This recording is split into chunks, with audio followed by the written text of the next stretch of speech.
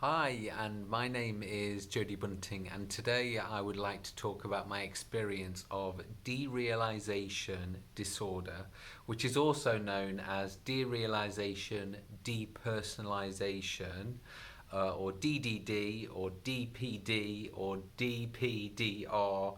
The UK NHS like to give this an umbrella for all these things as dissociative disorders. So this is what I experienced. I didn't know at the time I experienced this, but obviously from reading different articles and everything, now I understand that this is something that I experienced. Now it's now February 2020, and this all happened to me in September in 2019, so several months ago, and it's only now that I'm fully understanding what happened to me. Now I am quite lucky in the fact that this only happened to me for a couple of weeks.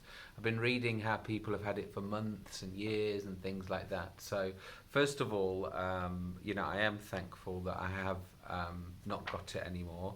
And I'd like to share with you what I think brought it on, and thankfully how I got rid of it as well. So I would like to share the information out there. And obviously, if you're going through it at the moment and nobody understands what's happening, or you don't understand what's happening, and the GPs generally don't understand what's happening either, which was my biggest issue when I had it.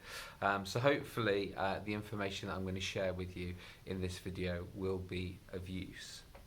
So first of all, it all started when I went to a concert, and I openly admit I had too much alcohol. It was Lambrini, a cheap version of cheap wine, quite strong, but also it had artificial flavours in, like there's cherry Lambrini, things like that. So I had quite a lot of wine. I actually had 4 bottles of wine, and during the concert, or even before it even started, obviously I was completely drunk because drinking that much alcohol is going to happen to you. But I was also like totally out of it, as in you would just think I was completely drunk. But I remember, because when I'm normally drunk and when people are drunk, generally they sleep, don't they? They just want to lie down and just have a sleep. But I remember being kind of awake and alert, but just not with it. So even from those first moments, I do remember these confusion parts. And I went to bed as normal, got home, my friends were with me, this is how I ended up getting home and everything. And the next day, I woke up, I was playing with my phone, I was kind of reading things, I was sending messages, and to be honest with you, I just thought I had a hangover, because it's normal to be that dazed and confused with a hangover. And then I remember standing up and just like not doing anything. So I knew that I wanted to go to the bathroom and clean my teeth, and get ready to leave because we were staying in a hotel. But I was just not aware. So again, the derealization, this is where it starts to kick in. Anyway, my friends were getting their stuff ready, and I got my stuff ready, and then I drove home. So again, this is what a lot of people say. They were able to do things like drive. So you're not completely out of it. You're actually quite in it. It's hard to explain. You're just there, but you're not there. That's probably the simplest way to describe it for now. Anyway, these conditions went on for a whole week. So this confusion, and just to give you some examples, I teach fitness. So for instance, instead of doing things like this, I was doing things like this. So I knew what I had to do. It was just my body wasn't really responding correctly. And to me, I was doing it, but obviously people looking and people who knew me knew that that wasn't normally what I would do. So people did notice, because I've read a lot about this, and people are saying people don't realise you've got something. And I think people who don't know me that well, and maybe who didn't come across me more than a quick conversation, they wouldn't have known anything is wrong. But the people that do know me, then they would know there was something not quite right. Um, I'll give you another example as well. For instance, I took my mum and stepdad out for a day out, and as you know, I'm always making photos and videos and stuff like that, and I didn't take one photo. So again, I'm with it, but my normal routines and my normal interests in life were not happening. I was also quite quiet. I remember going on Messenger, and my friends had sent me a message. I remember reading it, not replying. But in my mind, I'd like replied. I've got in my head what I was going to reply, but then just not sent it. So, again, that was quite a strange part. And then the other thing as well that I've been reading, which I really think I'm familiar with, is it's like being on autopilot. So, as I said, I was driving and things like that on autopilot, but without emotions as well. So people were telling you stuff and you were just not reacting. So again, that does all link in with being on autopilot. And then something awful happened to me. On a particular evening, I had quite a lot of sugar. So I had diabetes type 2 previously, and then was not really taking my medication because it was so well controlled.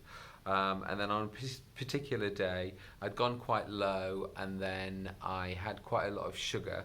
And I had a little bit of a sugar high, and I was doing weird things, like strange things, like wearing someone's shoes in a public situation. So it wasn't like total crazy stuff, but it was like silly things, I think is a good way to describe it. Anyway, my friends at the time took me to A&E because they knew there was something not quite right with me, and things escalated in A&E because, to be honest with you, I was feeling quite upset the fact that I didn't know what was wrong with me and medical professionals didn't know what was wrong with me. So this is 1 week after the incident happened. I'd been to the GP on that same day as well, and they said, "I'll come back in a week and we'll see." And they initially thought it was either depression, and they said, "Oh, you might need talk therapy or some antidepressant." So that was their mild diagnosis straight away. But they said, "Give it another week, see how you feel in a week's time." And as I said, when I was in A&E trying to find out what was actually wrong with me, they diagnosed a slightly high blood sugar, but apart from that, they did CT scans, everything, and they couldn't really find what was wrong with me. And their clinical diagnosis was confusion, severe confusion. Anyway, in the hospital, when I was speaking to the mental health team, for some reason I wanted to die. So I actually said to them, I want to kill myself, and I was like thinking that all these things around me were like those police, for instance, in the hospital, and I was convinced those police were there to get me. So again, this was the confusion and how this depersonalization of the situation can really kick in, and you really start to think things that are not true. Anyway, as I said, quite a few things happened in the hospital. I ended up getting arrested because of my behaviour was not correct, which I openly see and admit that now. And anyway, I went back to A&E after that, and I had insulin. So they again diagnosed the very high blood sugar that I had. I had insulin. Instantly felt better after that insulin, I might add. So my symptoms of confusion were there, but as I said, that heightened level of really crazy behaviour had stopped by then. So for me, the alcohol brought on the derealization disorder, but it was definitely my blood sugar, my diabetes, that was making it up and down all the time and making these symptoms really severe or obviously quite low. And from there, the A&E gave me some metformin, and after about a week, I was completely fine. So for me, who was suffering with this, and as I said, for a week, and then it got really out of control, then I went on to diabetes medication, and after a week, I was completely sorted. So for me, I'm pleased to say there was a solution, and it was my diabetes that brought on this syndrome. Now again, it's not a disorder as in a disease as such. It's not something that you will get. It's actually caused by something else. Okay, so you can't just say you get this when this happens, because it's normally stress or trauma or fatigue. This is one of the symptoms from those sorts of things. And again, the way people describe it is, if you suffer from anxiety, it's basically your brain just shutting down and going onto emergency mode, which again fits in with that autopilot sort of description. Now, the GP did say, and I agree with this now as well, you may never know what brings this on and exactly what it is. This is the closest thing I can find after a lot of discussions with a lot of people. So I really believe this is something I suffered with. Somebody who's suffered with it for years and years describe it as, imagine you're a person sat at the back of your brain just like watching what's happening. So that seems to be a reoccurring description that a lot of people use.